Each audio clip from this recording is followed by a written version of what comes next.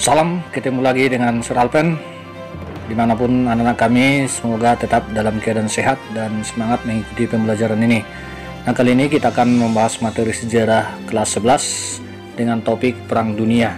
Nah, baik anak-anakku sekalian, kita ikuti apa itu Perang Dunia. Nah, jadi Perang Dunia itu artinya perang yang melibatkan banyak negara-negara di dunia.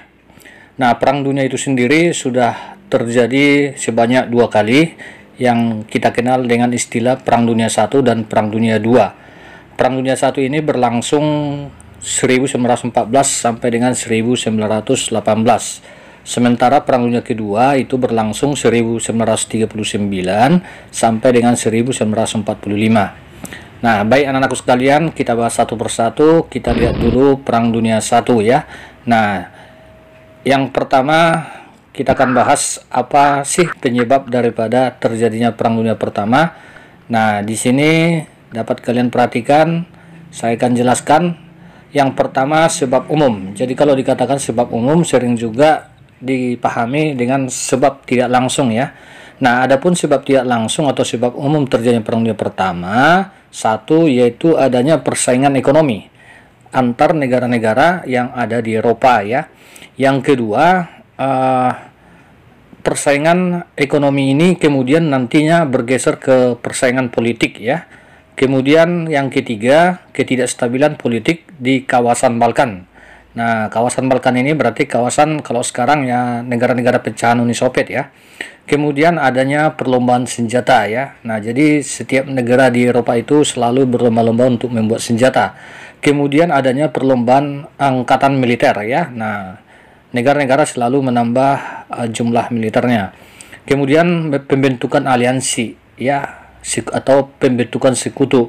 Nah, adapun aliansi yang dimaksud di sini nanti akan terbentuk menjadi 2 aliansi, yaitu Triple Alliance dan juga sering disebut dengan Blok Sentral. Nah, yang mana anggota-anggotanya itu ada negara Jerman, kemudian negara Austria dan juga negara Italia. Sementara aliansi yang kedua yaitu namanya Triple Entente ya. Nah, ini sering disebut dengan blok sekutu. Nah, anggota-anggotanya ada Inggris, ada Rusia, ada Prancis ya. Nah, inilah 2 aliansi yang berperang ya di Perang Dunia Pertama. Nah, kemudian kita lihat sebab khusus ataupun sebab langsung meletusnya Perang Dunia Pertama. Itu karena nanti putra mahkota Austria yang bernama Franz Ferdinand itu tewas tertembak oleh siswa bosnya bersama Gavrilo Princip. Nah, dia ini tertembak itu pada saat nanti ada menyaksikan angkatan militer ya. Kemudian ini tepatnya tanggal 28 Juni 1914. Nah, jadi tanggal 28 Juli 1914 Austria itu dibantu Jerman untuk perang melawan Serbia. Kemudian tanggal besok harinya ya, 29 Juli 1914 itu Rusia mengirimkan pasukannya untuk membantu Serbia. Nah, begitu. Nah, kemudian bagaimana Perang Dunia ini berakhir? Perang Dunia I ini berakhir itu tepatnya tanggal 11 November 1918 yang dimenangkan oleh blok sekutu ya. Nah, jadi penyelesaian Perang Dunia I ini nanti dilakukan melalui konferensi damai di Paris yang wajib diikuti oleh seluruh negara yang terlibat dalam Perang Dunia Pertama itu. Baik, kita lanjut. Jadi Perang Dunia Pertama ini nanti berakhir ditandai dengan munculnya perjanjian Versailles ya. Nah, ingat itu konferensi damai di Paris ini akan menghasilkan yang disebut dengan perjanjian Versailles. Kemudian kita masuk isi perjanjian Versailles itu ya. Kita lihat yang pertama, bahwa Jerman itu menyerahkan Alsace kepada Prancis ya. Kemudian daerah Danzig dan sekitarnya itu menjadi kota merdeka di bawah pengawasan LBB, maksudnya Liga Bangsa-Bangsa ya. Nah, kalau sekarang LBB ini sudah tidak ada, sudah diganti itu menjadi PBB ya, Perserikatan Bangsa-Bangsa. Nah, kemudian yang ketiga, semua daerah jajahan Jepang diserahkan kepada Inggris, Prancis dan juga Jepang ya. Jerman ya, maaf ya, Jerman tadi. Kemudian Jerman harus membayar ganti rugi perang 132 miliar mark emas kepada sekutu. Kemudian yang kelima, tentara Jerman itu diperkecil ya, atau demilitarisasi nanti hingga 100.000 tentara. Nah, kemudian kapal-kapal perang Jerman juga diserahkan kepada Inggris sebagai ganti rugi perang. Nah, Sungai Rhine itu diduduki Sekutu sebagai jaminan itu kurang lebih selama 15 tahun. Nah, inilah isi perjanjian daripada Versailles ya, yang mengakhiri Perang Dunia Pertama. Nah, sekarang kita akan bahas dampak Perang Dunia Pertama. Ini yang paling penting buat anak-anakku sekalian, bahwa Perang Dunia Pertama itu nanti akan membawa dampak yang sangat luar biasa ya. Yang pertama dampaknya di bidang politik. Nah, ini yang perlu kalian pahami. Itu yang pertama, tentu terjadinya perubahan teritorial ya. Nah, artinya terjadi perubahan batas-batas negara ya. Kemudian yang kedua, itu berkembangnya paham-paham baru ya. Nah, kemudian lahirnya negara-negara baru. Kemudian yang keempat, Jerman kehilangan daerah koloninya ya. Kemudian lahirnya Liga Bangsa-Bangsa. Nah, inilah dia dampak atau akibat daripada Perang Dunia Pertama di bidang politik. Kemudian kita lihat dampak lainnya di bidang sosial ekonomi. Nah, yang pertama terjadinya krisis ekonomi dunia ya. Jadi Perang Dunia ini anakku sekalian sangat berdampak terhadap ekonomi ya. Nah, ini terjadinya Malaysia ya.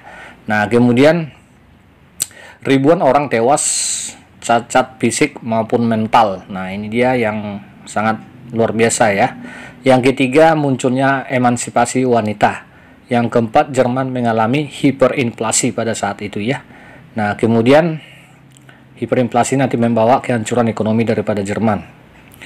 Nah, selanjutnya dampak Perang Dunia Pertama di bidang hubungan internasional.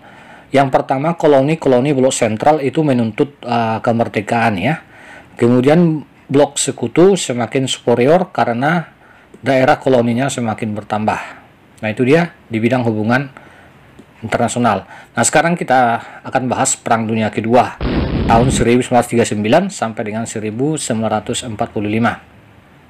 Nah, sama halnya dengan Perang Dunia Pertama, kita lihat dulu apa sih sebab umum ya, atau latar belakangnya.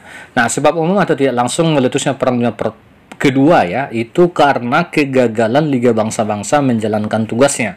Nah, tadi kan Perang Dunia Pertama itu berakhir dengan lahirnya LBB yang diharapkan mampu menyelesaikan permasalahan-permasalahan daripada setiap negara yang bertikai. Namun kemudian nanti LBB ini lemah dan meletuslah Perang Dunia Kedua ya.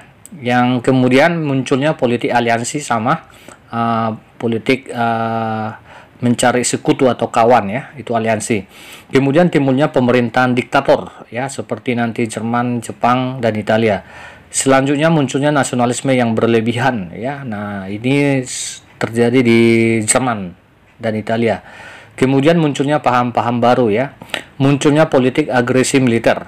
Kemudian Jerman tidak lagi mengakui perjanjian Versailles tadi. Nah, jadi ini ada hubungannya dengan Perang Dunia Pertama tadi, bahwa perjanjian Versailles itu tidak diakui lagi oleh Jerman ya. Nah, kemudian cita-cita Jerman ingin membalas kekalahannya pada saat Perang Dunia Pertama. Nah, ini sering disebut dengan politik revanche ya, ingin membalas dendam kekalahannya gitu. Nah, baik, kita masuk sebab khusus atau sebab langsung meletusnya Perang Dunia Kedua. Yang pertama anakku sekalian, serangan Jerman atas Polandia itu tepatnya tanggal 1 September 1939. Nah, inilah nanti yang mengawali pertempuran di front Eropa dan juga Afrika Utara ya. Nah, kemudian nanti di kawasan Pasifik itu terjadinya serangan Jepang terhadap pangkalan Angkatan Laut Amerika Serikat di Pearl Harbor, Hawaii, itu tepatnya 7 Desember 1941. Nah, ini nanti menandai yang namanya Perang Dunia Kedua di kawasan Pasifik anak-anakku sekalian ya. Nah, jadi ini kalau kita tarik dengan sejarah kita di Indonesia, nah ini sangat berhubungan ya, yang mana nanti setelah Jepang ini menghancurkan Angkatan Laut Amerika Serikat, nah di situ nanti Jepang menguasai Asia Pasifik dan termasuk menjajah Indonesia begitu ya. Nah, jadi di Perang Dunia Kedua ini anakku sama terbentuk juga dua aliansi atau dua blok, yaitu blok Axis atau sentral, ada 3 negara, Italia, Jepang, dan Jerman. Sementara blok sekutu cukup banyak, ada Inggris, Prancis, Amerika Serikat, Uni Soviet, RRC, Austria, Belgia, Belanda, Denmark, Norwegia, Mesir, Yugoslavia, Polandia, dan negara-negara pendukung lainnya. Nah, adapun tokoh-tokoh negara fasis yang dimaksud dan ini menjadi pimpinan daripada blok sentral tadi ya. Nah, Adolf Hitler itu pemimpin daripada Jerman dengan ruang untuk hidup yang lebih luas. Nah, itu dia nanti motonya ya. Kemudian ada Benito Mussolini, Italia ini renta atau penyatuan bangsa Italia. Hideki Tojo dari Jepang ya, dunia sebagai satu keluarga. Jadi ketiga tokoh ini ingin menguasai dunia, kira-kira begitu ya. Nah, sehingga mereka melancarkan serangannya untuk melawan blok-blok sekutu begitu. Nah, seperti apa perkembangan daripada Perang Dunia Kedua ini dapat kalian perhatikan.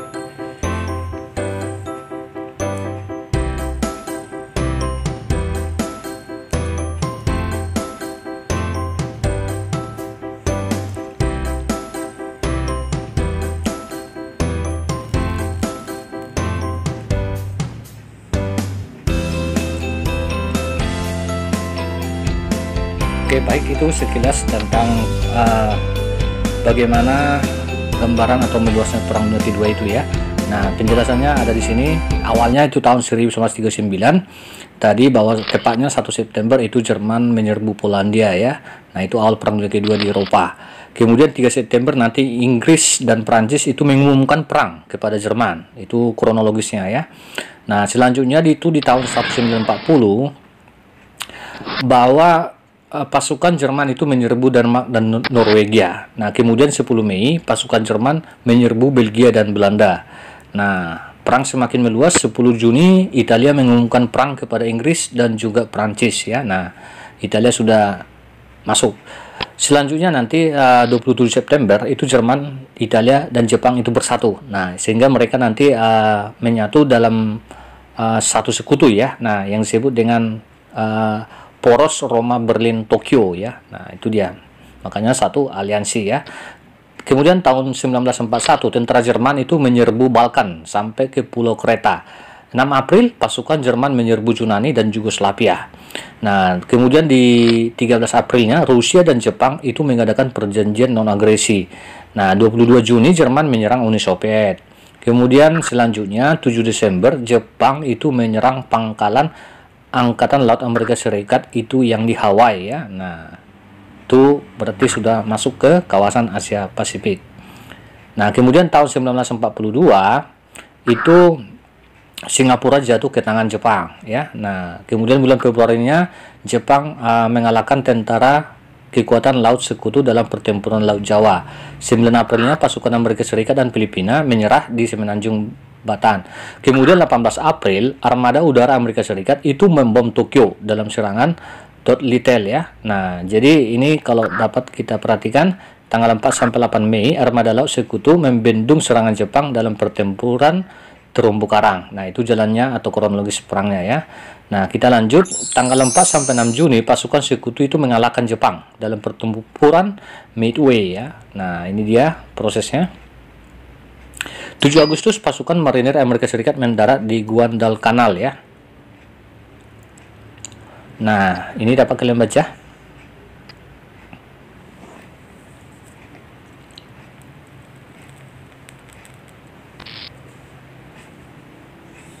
Nah, tahun 43 nanti pasukan Jerman itu menyerah di Stalingrad ya. Oke, mulai mengalami kekalahan ya blok sentralnya.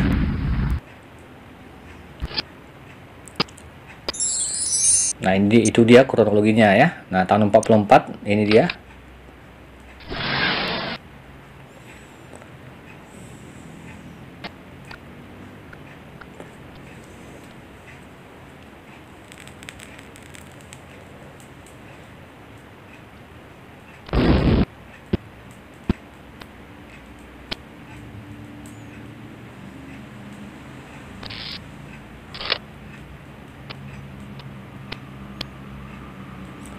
Oke, nah ini tanggal 6 Agustus mungkin anak kalian udah tahu, tahun 1945 itu bom atom dijatuhkan di kota Hiroshima ya. Kemudian disusul nanti di kota Nagasaki ya, tanggal 8 Agustusnya. 9 Agustus kalau di Hiroshima ya. Oke. Nah, jadi kalau ini kita tarik dengan sejarah Indonesia, di sinilah nanti tanggal 14 Agustus ini Jepang menyerah tanpa syarat. Jadi itu sebabnya nanti Indonesia mengalami vacuum of power, kekosongan kekuasaan. Nah, disitulah kesempatan kita nanti menyusun proklamasi kemerdekaan itu kalau kita kaitkan persiapan detik-detik persiapan proklamasi kemerdekaan Indonesia dengan Perang Dunia Kedua ini ya. Jadi sangat berhubungan sekali. Nah, itu perlu kalian pahami anakku ya. Nah, jadi kita masuk akhir Perang Dunia Kedua. Tentu akhir Perang Dunia Kedua ini juga ditandai dengan munculnya nanti perjanjian-perjanjian ya. Nah, jadi berakhirnya Perang Dunia Kedua ini nanti ditandai dengan kalahnya blok sentral terhadap blok sekutu. Nah, muncullah yang pertama perjanjian Potsdam. Potsdam ini berarti perjanjian antara sekutu dengan Jerman. Nah, isinya wilayah Jerman itu dibagi menjadi dua, yaitu Jerman Barat dan Jerman Timur. Yang mana Jerman Barat itu diawasi oleh Inggris, Amerika Serikat, dan Prancis. Sementara Jerman Timur itu dikuasai oleh Uni Soviet. Itu sebabnya Jerman terbagi dua. Kota Berlin juga dibagi menjadi dua, yaitu Berlin Barat dan Berlin Timur. Wilayah Danzig itu dikembalikan ke Polandia ya, yang diserang oleh Jerman tadi. Kemudian terjadinya demilitarisasi Jerman, artinya Jerman juga harus mengurangi jumlah tentaranya ya, militernya. Nah, yang kelima Jerman membayar ganti rugi perang. Nah, muncul lagi perjanjian Paris. Nah, ini antara sekutu dengan Italia, yang isinya bahwa wilayah Italia itu diperkecil ya. Kemudian Abyssinia dan Albania itu memperoleh kemerdekaan kembali. Semua daerah jajahan Italia di Afrika Utara dikuasai oleh Inggris. Italia harus membayar kerugian perang kepada sekutu. Kemudian perjanjian San Francisco berarti perjanjian antara sekutu dengan Jepang. Isinya ini dia, Kepulauan Jepang diperintah oleh tentara pendudukan Amerika Serikat. Jepang harus melepaskan kembali daerah-daerah yang telah dikuasai selama Perang Asia Pasifik. Kepulauan Kuril dan Sakhalin itu diserahkan kepada Uni Soviet ya. Nah, kemudian Jepang harus membayar kerugian perang kepada sekutu. Nah, itu dia. Kemudian kita masuk dampak Perang Dunia Kedua. Ini sangat penting.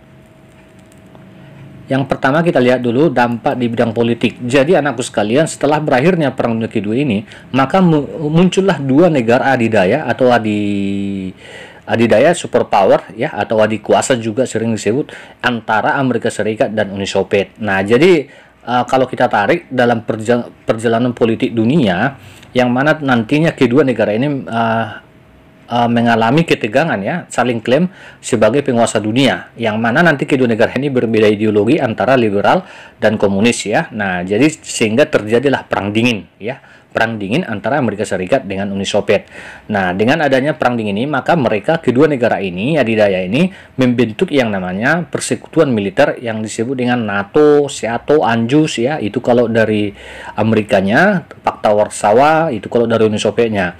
Nah, kemudian yang penting sekali, yang keempat, dengan adanya berakhirnya Perang Dunia Kedua, maka dilahirkanlah yang namanya United Nations Organization atau yang kita kenal dengan PBB ya. Nah, jadi munculnya negara-negara baru juga ya, seperti Indonesia, Malaysia, India, Mesir dan lain-lain. Nah, jadi negara kita Indonesia juga lahir pada saat setelah Perang Dunia Kedua ya. Nah, kemudian yang keenam, banyak negara yang terpecah belah. Contohnya tadi Jerman Barat, Jerman Timur, Cina dengan Taiwan, India dengan Pakistan, kemudian Yaman Barat dengan Yaman Utara ya, dan banyak lagi yang lain ya, Laos, Kamboja, Vietnam, Indochina. Kemudian di bidang sosial, jatuhnya korban jutaan jiwa tentunya ya. Nah, kemudian terjadinya kemiskinan, kelaparan, wabah penyakit terjadi mana-mana. Ilmu pengetahuan dan teknologi berkembang seiring dengan usaha pertahanan diri. Nah, itu dia. Oke, demikian materi kita kali ini. Semoga bermanfaat untuk tambahan materi boleh kalian baca dari sumber-sumber lainnya. Nah, yang jelas kita berdoa supaya perang dunia tidak lagi terjadi karena dampaknya sangat luar biasa. Perang dunia kedua, perang dunia satu, anak-anak kami sudah memahami bagaimana dampaknya ya. Nah, kalau terjadi perang dunia ketiga ya mungkin kita dapat prediksi dengan kecanggihan senjata nuklir sekarang bukan lagi seperti bom atom mampu menghancurkan satu kota ya. Nah, tetapi nanti kekuatan nuklir itu mungkin saja itu menghancurkan satu benua ya. Nah, atau bahkan bumi ini begitu ya. Nah, mudah-mudahan keamanan di dunia tetap terjalin. Demikian dari Sir Alpen, semoga bermanfaat. Sekian dan terima kasih.